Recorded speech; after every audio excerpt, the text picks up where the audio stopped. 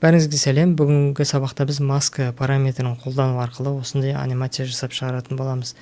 Сабақты бастамас бұрын каналға тіркеліп, маған қолдау көрсетіп кетуіңді сұраймын. Олай болса, бастайық.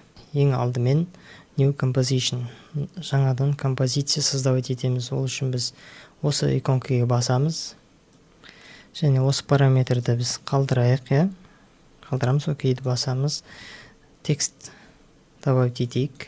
Екі рет бастым. Автор деп жазайын. Так.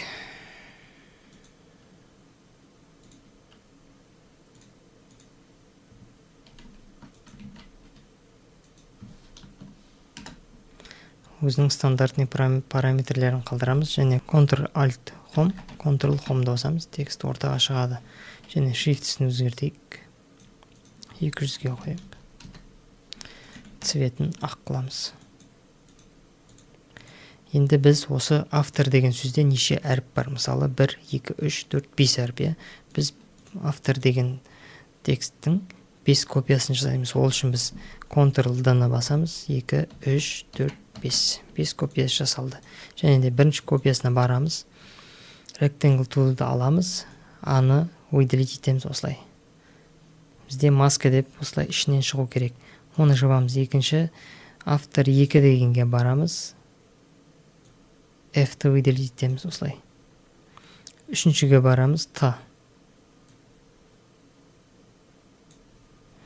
Төртіншіге барамыз. E. Бесіншіге барамыз. R. Енді былай қараңыз мысалы. Мысалы біз автор 1, 2, 3, 4, 5-терді біз көрінбейтін алып тастасаңыз, тек бізде автор 1-дегі аны выделить еттік қой, сол аның өзі ғана көрініп тұрады. Енді бүкіл слойды біз Shift арқылы выделить етеміз. Арасында егер сізге керек емес слой болмаса, бірінші автор дегенге басамыз, Shift-ті басамыз, 5 дегенге басамыз. Сол кезде бізде барлығы выделить етіледі. Немесе осылай выделить ете салуға болады, немесе автор Ctrl-ды басып біртіндеп осылай выделить етуге болады. Выделить еттік. Енді біз ағылшынша P әрпін басамыз. Сол кезде бізге барлығының позиция бойынша анимациясын шығарып береді.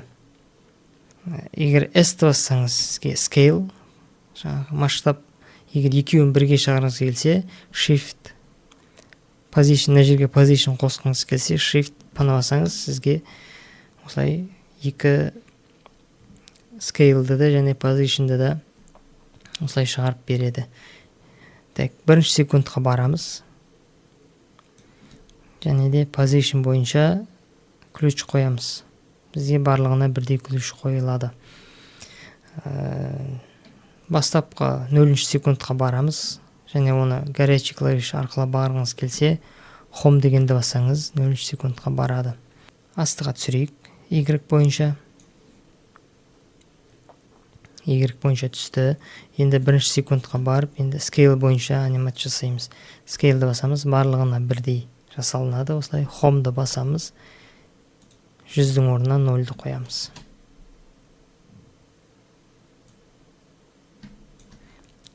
Нөлді қоямыз, Enter'ді басамыз. Бұл жерде scale емес айтпақшы. Scale емес. Қазір. Бұл жерде бізге scale керек емес. Shift S-ті басаңыз, scale'ді алып тастайды. Shift T-ны басаңыз, opacity, непрозрачность. Непрозрачность бойынша жасайды екенбіз бұл жерде. Так. 1-ші секундта 100% көрініп тұрады. 0-ші секундта opacity-ді 0-ге қоямыз. Өзі бізде көрінбей қалады осылай. Бізде анимациямыз жай сияқты, сондықтан да соңғы ключтің барлығын осылай белгілеп аламыз және жақындатамыз. Осылай. Енді біз барлығын осылай выделить етіп, функциясын жауып тастаймыз. Автор 1 дегеніміз бізде бірінші шығу керек. Сол үшін оны тиіспейміз. Екінші, page down'ды бассаңыз, ползунокты бір кадрға жылжытып отырады. Мысалы, 3, 4, 5ке барамыз. Автор 2 дегенде shift'ті басып, осылай жылжытамыз.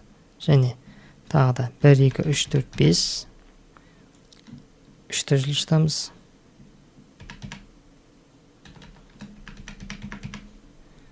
4-ті жылжытамыз. 5-ті жылжытамыз. Және де анимациямыз бізде осылай болады. Осымен сабақ аяқталды. Келесі сабақта кездескенше.